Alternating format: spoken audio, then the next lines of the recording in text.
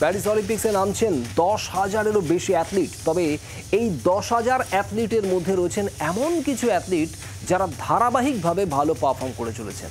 এবারের অলিম্পিক্সেও সেই সব অ্যাথলিটের দিকে নজর থাকবে।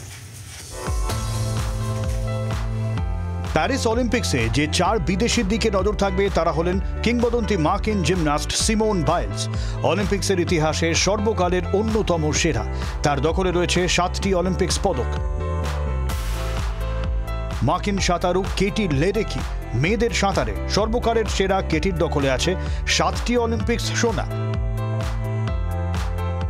সুইডেনের pole vault champion Mondo Duplantis টোকিওতে সোনা জিতেছিলেন। বিশ্ব রেকর্ডের মালিক ডুপ্লান্টিস এবারও হট ফেভারিট।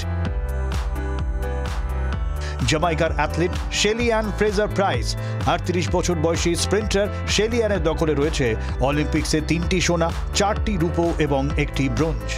ব্যুরো রিপোর্ট, জি 24 ঘন্টা। বাংলার আওয়াজ, বাঙালির আবেগ, জি 24 ঘন্টা।